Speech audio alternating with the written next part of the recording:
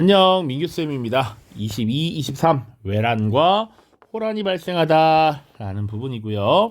우리 교과서 64에서 66쪽이 되겠습니다. 자, 전쟁이라고 하면 우리 남학생들이 특히나 좋아할 법한 부분이기는 한데 선생님의 능력 부족도 있고요. 우리 이 부분을 간단하게 좀 살펴보도록 하겠습니다. 시간을 길게 할애하지는 못할 것 같아요. 자, 일단 이 큰 전쟁이 굉장히 중요했다라고 선생님이 얘기를 한 것 기억을 해야 합니다. 외란과 호란, 요거 두 차례의 큰 전쟁, 요 두 개를 묶어서 뭐라고 했다? 양란이라고 표현했고요. 양란 이전과 양란 이후를 구분했다. 양란 이전의 시기를 보통 조선 전기 이렇게 표현했고요. 양란 이후를 조선 후기로 본다. 임진왜란 이후를 조선 후기로 본다. 이렇게 얘기를 했습니다. 자, 지금은 이 양란 자체를 살펴볼 거고요. 다음 24차 시에서는 이 두 차례 전쟁 이후에 조선의 여러 가지 시스템이 변화하게 돼. 제도 변화가 굉장히 많이 이루어집니다. 그 특징을 살펴볼 겁니다. 자, 이제 본격적인 내용을 들어가야 하는데 일단 이전차 시진단평가부터 보죠. 1. 15세기 이후에 성장한 세력으로 지방에서 학문 연구와 교육에 힘썼던 사대부 세력을 보통 사림이라고 합니다. 사림. 학문 연구와 교육을 담당하는 기구라고 하면 서원 꼭 기억해 두십시오. 자, 중종 때 조광조는 현량과를 실시하여 사림 세력을 강화했고 훈구의 공훈을 삭제하려 하였다. 그래서 무슨 사건의 빌미를 마련했다? 기묘사화. 훈구 세력과 왕이었던 중종마저 사실은 반감을 가지게 되었죠. 자, 이제 본격적인 내용을 들어갈 텐데 요거 하나만 더 봅시다. 학습 목표. 외란과 호란의 전개 과정과 양란이 동아시아 세계에 미친 영향이야. 화면이 왜 이래? 자, 동아시아 세계에 미친 영향. 그러니까 이제 우리나라 조선뿐만 아니라 일본과 당시 중국에 미친 영향도 파악해야 된다라는 것이지. 그리고 사실은 일본과 중국의 역사를 우리가 깊이 있게 다루지 않고 있지만 특히나 이 동아시아 지역에서 일본과 중국이 우리나라에 미치는 영향이라고 하는 것은 굉장히 막대하죠. 가볍게 일단 임진왜란이 일어난 배경도 일본의 역사가 바뀌었기 때문이야. 전국시대라고 하는 이 혼란의 시기가 통일되었기 때문에 대륙으로 침략하려는 모습이 나타난 것이거든. 그러니까 이걸 뗄래야 뗄 수가 없다. 알겠죠? 자, 그래서 이제 다룰 텐데 이런 표현, 외란이라고 하는 표현, 호란이라고 하는 표현 자체도 일단은 우리나라가 당시 일본과 여진족을 어떻게 인식했는지를 보여주고 있죠. 일본을 낮춰 부르는 표현이잖아, 사실상. 외놈들이 난동을 일으켰다라는 거야. 소란을 일으켰다라는 거야. 이것도 오랑캐를 의미하거든요. 오랑캐가 소란을 피웠다라는 얘기야. 소란치고는 사실 우리가 엄청나게 깨졌습니다. 한번 살펴보도록 하죠. 개념 정리 1번입니다. 외란의 전개와 결과. 자, 배경은요. 도요토미 히데요시라고 하는 인물이 일본의 전국 시대를 통일했다라는 겁니다. 당시 일본은 무사들이 정치적 주도권을 갖고 있는 나라였는데 무사가 자세히 설명하기는 어렵지만 당시 최고의 무사 쇼군이 있고요. 이 쇼군이 영지를 나눠주면 그 영지에 대한 어느 정도 지배권을 행사하는 구조였습니다. 그런데 이 쇼군 밑에서 쇼군의 명령을 받아 일하던 이 다이묘들이 독립을 하는 거야. 분리 독립을 하기 시작해. 그래서 자신이 가지고 있었던 영지를 나름 하나의 작은 나라처럼 운영을 했던 것이죠. 이런 게 거의 수십 개, 수백 개가 나뉘어집니다. 그런 혼란의 시기가 전국시대야. 우리나라도 신라 말 호족들이 각 지역에서 자신이 가진 지역과 성들에서 영향력을 행사했던 것처럼 당시 일본에서는 무사들이 전국을 나눠서 지배하고 있었다라고 보시면 돼. 그런데 그걸 누가 통일했다? 도요토미 히데요시가 통일을 했다. 물론 그 전에 오다 노부나가라고 하는 인물이 조총을 들여와서 조총을 활용한 전술로 많은 부분을 통일했긴 했지만 그 마무리를 지은 것이 도요토미 히데요시가 맞습니다. 그런데 여기서 문제가 발생합니다. 전국 시대를 통일했어. 이때 분명히 무사가 엄청나게 많은 숫자였거든. 그리고 보통 무사들은 전쟁을 통해서 영토를 확보하고 영지를 더 받아서 경제적인 문제를 해결하는 이런 모습입니다. 그런데 이제 통일이 돼서 전쟁, 전투라는 게 확 줄어들었고요. 더 이상 넓힐 영토도 없었기 때문에 생활하는 것이 점점 어려워지려고 해. 그러다 보니 시선을 어디로 돌린다? 이제 일본을 넘어 대륙으로 돌리게 되는 것입니다.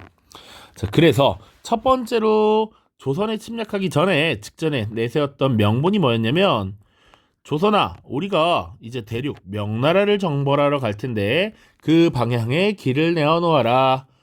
뭐 혹은 정면 가도라 해서 길을 빌려 놓아라 이렇게 표현합니다. 명나라를 정벌하러 가겠다라는 거야.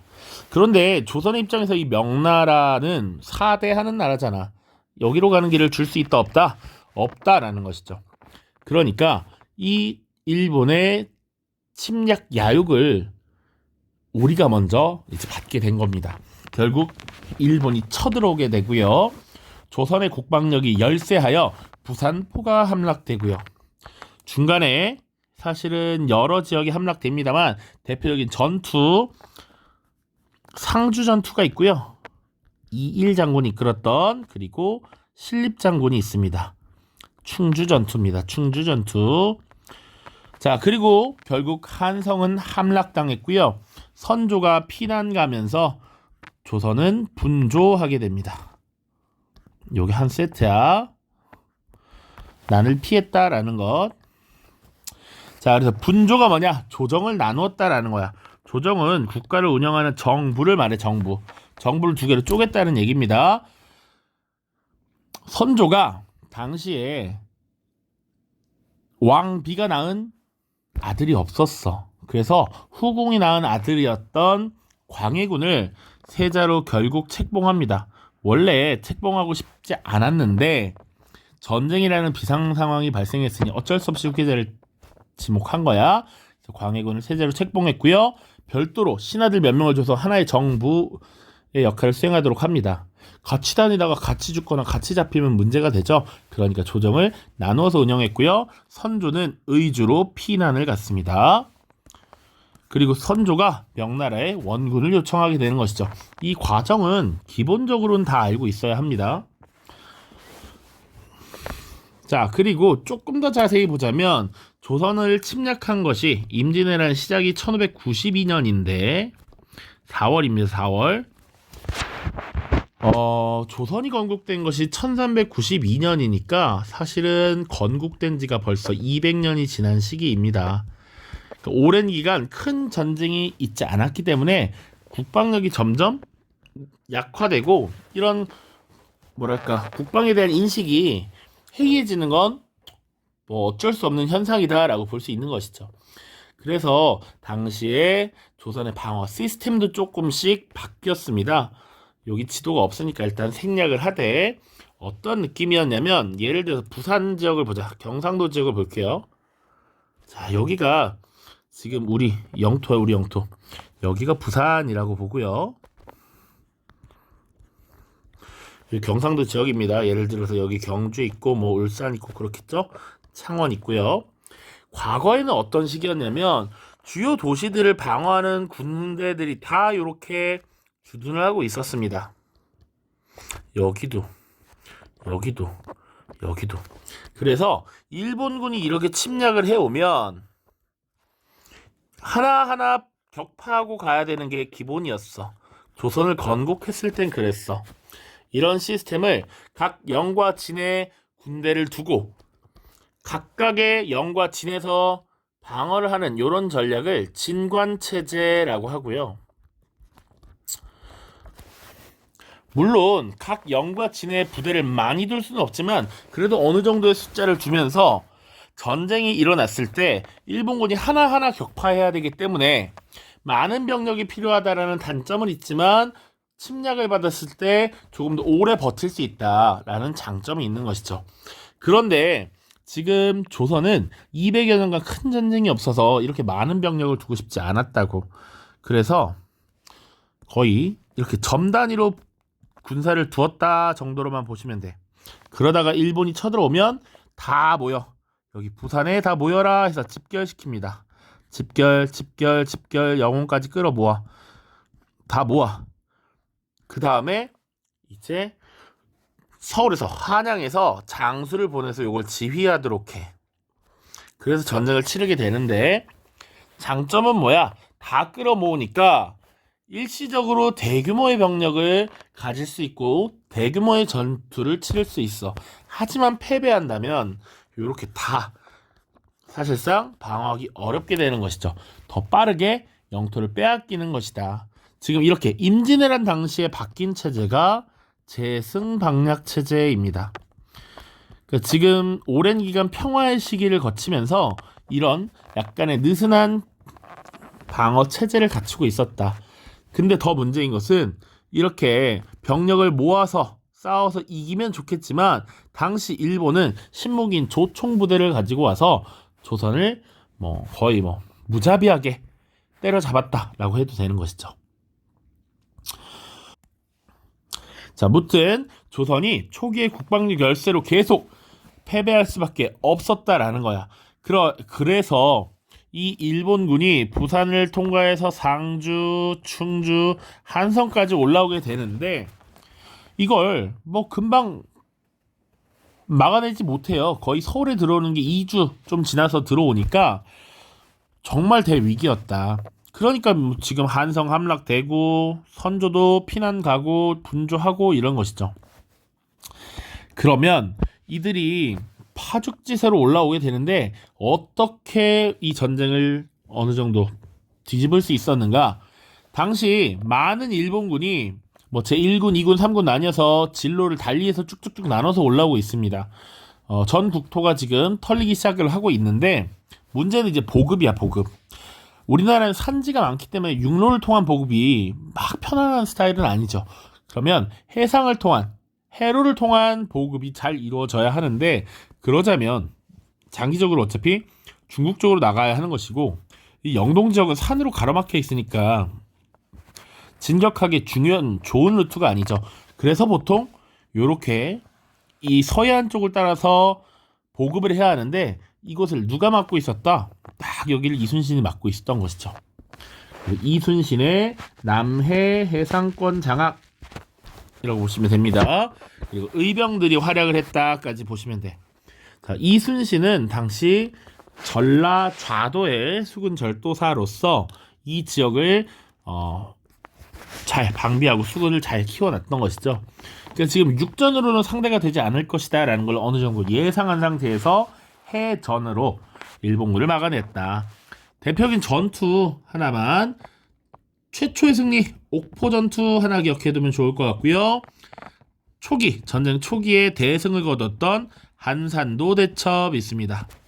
하객진을 이용하여 이렇게 승리를 했다라는 것이죠.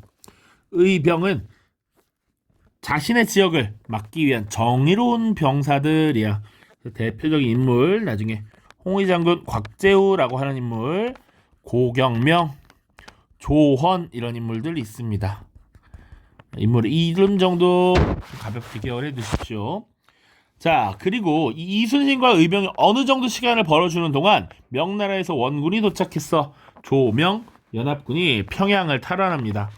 이때 조선의 활약 인물 유성룡도 같이 알아두면 조금 더 좋겠다. 자, 그리고 지금 반격을 받은 일본이 명나라의 휴전을 제의합니다. 그때 요구했던 사항이 조선의 삼남 지방을 넘겨라. 경상도, 전라도, 충청도 넘겨라. 이런 얘기했고요. 명나라 황제의 딸을 일본 도요토미 히데요시에게 시집 보내라. 이런 별로 받아주기 싫은 이런 요구들을 하게 되는 것이죠. 결국 휴전회담은 결렬되고요. 다시 쳐들어와. 그것이 정유재란이야. 1500 97년의 일입니다. 자, 그런데 처음 쳐들어온 게 92년이니까 5년이나 지났어. 그러니까 이 휴전에다 거의 3년 4년 가까이 하거든. 그러다 보니 이제 일본군이 어떻게 쳐들어오면 어떻게 막아야 되는지 약간 노하우가 생겼죠. 조명연합군이 일본군의 북진을 차단하고요. 이순신이 이끄는 수군이 명량에서 승리를 거뒀다. 그리고 도요토미 히데요시가 사망하면서 결국 일본군이 군대를 철수시키게 되죠. 철군하게 됩니다. 추가로 이 철군하는 과정에서 이순신 장군이 추격하여서 대승을 거둔 전투 노량해전도 있습니다. 이때 이순신 장군이 전사하게 되죠. 잘 따라오고 있죠? 외란의 결과와 영향 보겠습니다. 아까 동아시아 사회에 미친 영향을 잘 보라 그랬잖아. 그쵸? 조선은요, 국토가 황폐화됩니다. 약 7년여간 계속 전쟁이 이루어졌던 전쟁터기 때문에 국토가 황폐화되는 건 당연해. 마을이 초토화되고요. 농지도 막 다 타버리고요. 농업을 할 수 있는 이 토지 자체가 많이 줄어듭니다. 전쟁에 많이 참여했으니 인구도 급감하고요. 많은 문화재가 소실되거나 일본으로 약탈되는 이런 모습들 볼 수 있다. 일본에선 어땠느냐? 도요토미 히데요시가 사망하고 나서 도쿠가와 이에야스가 주도한 에도 막부가 성립됩니다. 이 도쿠가와 이에야스가 또 하나의 무사인데 이 무사가 에도에 지금 무사 정권을 하나 다시 세운 것이죠. 에도 막부입니다. 자, 당시 일본은요 또 포로로 끌려간 조선의 기술자나 학자를 통해서 문화를 많이 발전시킵니다. 대표적인 것이 성리학이고요. 또 대표적인 것이 도자기 같은 겁니다. 그래서 도공들을 많이 인질로 데리고 갔었다. 그리고 조선에 통신사라고 하는 것 파견 요청합니다. 자, 여기서 통신사라고 하는 것은 사신입니다. 사신. 사절단이야. 조선에서 일본에 파견된 사신. 이것을 통신사라고 했습니다. 자, 중국은요, 명나라의 국력이 약화되고요. 여진의 급속한 성장이 이루어져. 이 여진이 나중에 후금이라고 하는 나라를 건국합니다. 그래서 명나라와 후금이 중국에 패권을 두고 싸우게 된다까지 기억을 해두십시오. 자, 자력수 1번 먼저 보고 밑에 내용 다루겠습니다. 명나라가 전쟁에 참여하여 조선군과 함께 평양성을 탈환하자 일본은 명예 휴전을 제의하였다. 자, 외교 정책의 변화와 호란의 전개입니다. 이제 임진왜란이 끝나고 그 이후의 상황을 보는겨. 자, 외란 후 광해군의 전쟁 이후 복구 정책, 토지대장을 정비하고요. 호적도 작성을 합니다. 호적 작성 같이. 자, 이런 조치들을 왜 했다? 누가 얼마나 어떤 땅을 얼마나 갖고 있나, 어느 집에 얼마나 살고 있는가, 이런 것들은 다 세금 수치를 위한 기본이 된다라는 것이죠. 자, 그리고 대동법이라고 하는 제도를 실시합니다. 대동법이 뭔지는 다음 영상에서 다시 다룰 텐데 굉장히 중요하다.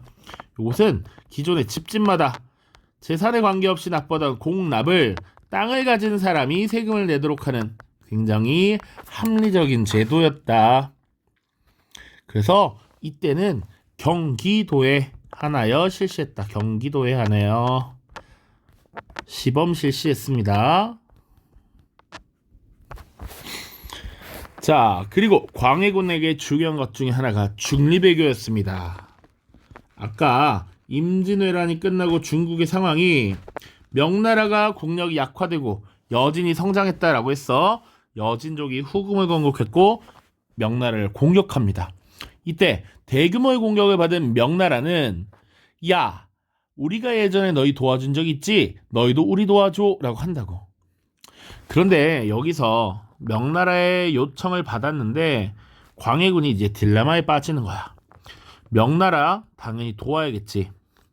우리나라를 도와준 적도 있고 의리를 지켜야 해. 근데 실제로 명나라를 도와서 후금과 싸우면 엄청 세잖아. 개쌤. 어떻게 되지? 이런 걸 고민을 하게 되는 거야. 그래서 당시 왕이었던 광해군이 판단을 내린 것이 당시 강홍립이라고 하는 인물을 파견하면서 상황에 따라 유연하게 대처해라 라고 합니다. 그러니까 명나라의 의리 당연히 지켜야 해. 우리도 도움을 받았으니까. 그런데 실질적으로 후금과 싸운다는 것은 우리 병사들을 죽음에 이르게 하는 거야. 그러다 보니 현실적인 상황을 잘 고려해서 적당한 때 전투가 벌어지면 항복해라 라고 합니다. 자, 이런 것들이 사실 광해군의 반대 세력에게는 비판의 요소로 작동을 합니다. 그래서 인조반정이라고 하는 사건이 일어나 서인이 광해군을 쫓아내고요. 인조를 왕으로 추대합니다. 물론 그거 말고도 하나의 원인이 더 있었어. 자, 폐모살제라고 하는 것이었습니다. 새엄마를 쫓아내고 그 새엄마가 낳은 아들을 죽여버렸습니다. 그것을 같이 이제 명분으로 삼았던 것이죠. 인조반정. 자, 어쨌거나 인조반정을 주도한 서인 세력이 이 중립외교를 비판했다라고 하는 것 반드시 기억하고 넘어가야 돼. 그래서 호란의 원인이 발생합니다. 호란의 전개와 결과야 첫 번째 정묘호란입니다. 배경이 뭐냐? 서인 세력이 친명배금 정책을 취했대.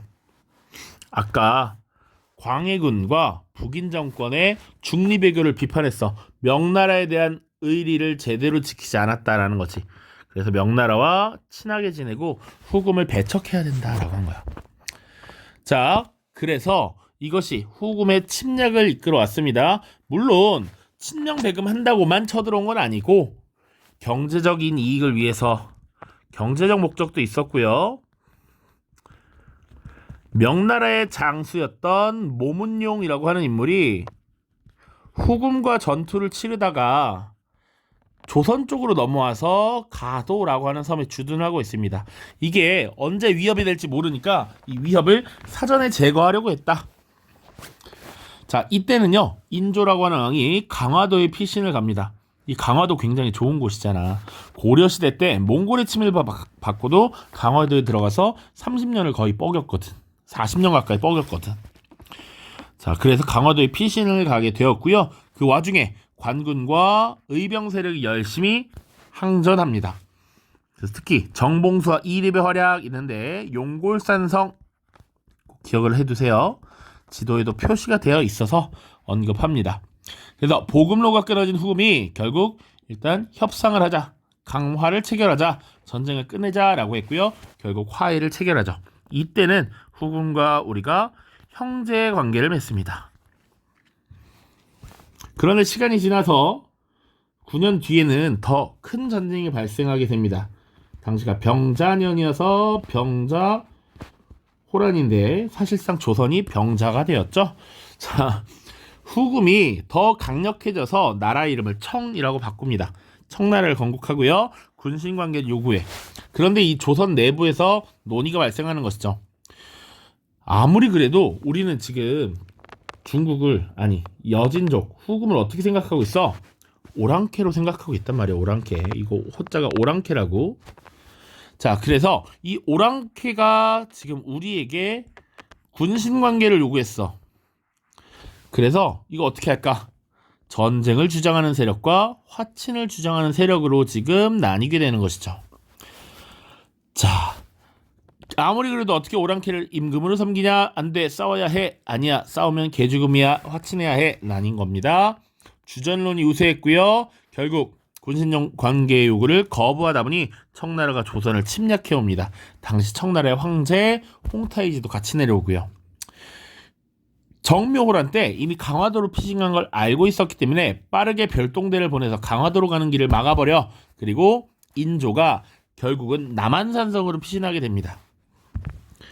자, 이 남한산성에서 약 45일간 항전을 하게 되는데요. 굉장히 추웠던 겨울이고 식량 보급도 이루어지지 않아서 버티기 어려웠다. 결국 45일 만에 항복을 하게 되고 청나라와 강화를 체결하면서 삼전도에 굴욕을 당하게 됩니다.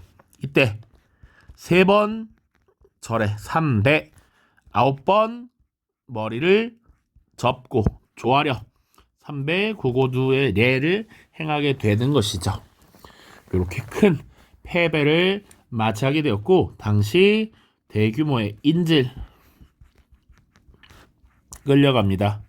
심지어 왕자였던 소현세자와 복림대군도 끌려간다. 그리고 여성들도 많이 끌려갔고요. 여러 기술자들도 많이 끌려갑니다. 신하들도. 자, 그 이후 호란 이후의 대외 인식은 어떻게 변했는가? 이 호란은 일단 어느 왕 때 있었다? 인조 때 있었고, 인조 때 정치를 주도했던 거 서인 세력인데, 인조가 전쟁에서 졌다고 해도 이 서인의 입장은 전쟁을 패배하긴 했지만 명분상 틀린 것이 아니었기 때문에 이 정권이 그대로 유지돼, 인조와 서인 정권이 그대로 유지되고요. 인조 사후에는 인조의 둘째 아들이었던 복림대군이 효종으로 즉위하게 됩니다. 그 이후 변화는 어땠는가요? 자, 대외인식의 변화 보시면 북벌운동이 전개되었다. 청에 당한 치욕을 씻고 명에 대한 의리를 지키자라는 북벌운동이고요. 이걸 주도했던 것이 왕이었던 효종과 서인 세력의 대표였던 송시열, 그리고 이완이라고 하는 인물은 이순신의 조카입니다. 청나라를 응징하자라고 했고요. 반면에 전혀 다른 의견도 등장하기 시작해. 그러니까 북벌운동은 직후니까 1640년대 넘어서야 17세기 중반입니다. 초반에는 일단 진 게 너무 분하잖아. 오랑캐한테 진 게 분해. 이때도 주전론이 우세했으니까 싸우는 것 자체가 판단이 틀린 게 아닌데 우리가 약했을 뿐이야. 우리가 힘을 길러서 이겨내야 돼 라고 했던 것이고요. 이후에 청나라와 교류가 시작되면서 사실 청나라에 많은 사신들이 파견되고 많은 사람들이 오가면서 청나라의 발전된 문물들을 바라봅니다. 서양 세력이 청나라에 접근을 하면서 발달된 여러 가지 물건을 갖다 주거든. 그래서 이제 우리가 이 청나라를 오랑캐로서 정벌의 대상으로만 볼 게 아니라 배울 점도 있다라고 하는 문물 수용을 주장하게 돼. 이런 북학을 주장했던 많은 세력이 남인 세력들이 다수였어요. 물론 나중에 노론들의 일부도 막 다녀오고 그럽니다. 사실은 돈이 있는 집안들은 당시 중국에 아무튼 유학을 갔다 오는 게 일반적이었기 때문에, 그러나 일단 그것을 받아들이고 배우자라고 했던 건 남인 세력이 다수였고요. 이들이 나중에 어떻게 변하느냐, 북학파의 일부가 학문은 실용적이어야 한다, 성리학이 지금 실용적이지 못하다라고 비판하면서 실학을 발달시키기도 하고요. 이들이 나중에 서학이라고 하는 이름으로 천주교를 들여옵니다. 천주교. 오케이? 이렇게 보시면 돼. 자, 그리고 청나라와 조선의 국경 분쟁도 발생합니다. 자, 국경 분쟁은 무엇이냐? 자, 일단 간단하게 한반도 북부 지역을 이렇게 그리면서 설명을 하겠습니다. 자, 여기 이미 타이틀이 백두산 정계배니까 백두산이 여기 있죠? 백두산이 여기 있는 거 알고 있을 거고, 자, 이 지역이 중요합니다. 이 지역, 한반도 북부 지역, 이 지역. 왜냐? 여기가 지금 당시 조선의 영토라고 보기는 어렵고요. 북방민족인 여진족이 살던 땅이야. 이 여진족이 나중에 후금을 만들었고, 나중에 청이라고 하는 나라로 이름을 바꾸죠. 근데 이 여진족이 출발한 발상지이기 때문에 주로 이 지역을 신성한 지역으로서 남겨두려고 청나라를 합니다. 청나라는 지금 여기가 중요한 게 아니고 중국 전역을 장악했잖아 이제. 그러다 보니까 여기는 신성 지역으로 남겨두고 싶어. 그래서 여기는 봉금 지역으로 설정을 주로 합니다. 신성시에 가급적이면 여기는 훼손시키지 마라고 하는데, 여기 그래서 사람이 많이 살지도 않고요. 적당히 땅도 있습니다. 그러니까 조선 사람들이 넘어가게 되면서 청나라와 조선의 국경 분쟁이 발생합니다. 이런 문제, 충돌을 해결하기 위해서 청나라와 조선의 관리들이 모여가지고 국경을 정하고서 이것을 경계를 정해서 비석을 여기 백두산에 딱 세운 거야. 그것을 백두산 정계비라고 합니다. 이때 백두산 정계비에 무슨 내용이 들어가냐면, 동쪽의 경계는 토문으로 하고 서쪽의 경계는 압록으로 한다. 서위 압록이 먼저입니다. 선생님이 말하다가 서위 압록, 동이 토문 이렇게 말을 해요. 그래서 서쪽의 경계 압록강 이건 확실한데, 나중에 또 이게 국경 분쟁의 빌미가 됩니다. 1900년대가 되면 간도협약이라는 걸 체결하는데 이게 또 문제가 되는 거야. 지금 이렇게 흐르는 게 두만강인 건 우리 알고 있어요. 근데 사실 이렇게 위로 흐르는 토문강이라는 게 또 있었거든. 그래서 이 지역이 우리 땅이냐 청나라 땅이냐 그래가지고 논쟁을 합니다. 이게 1909년에 또 나올 것이다.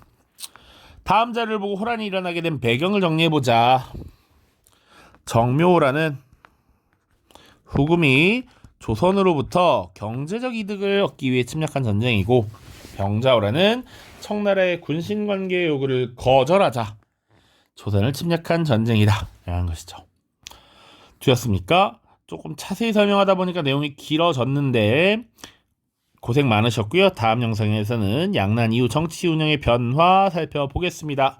고생 많았습니다. 안녕.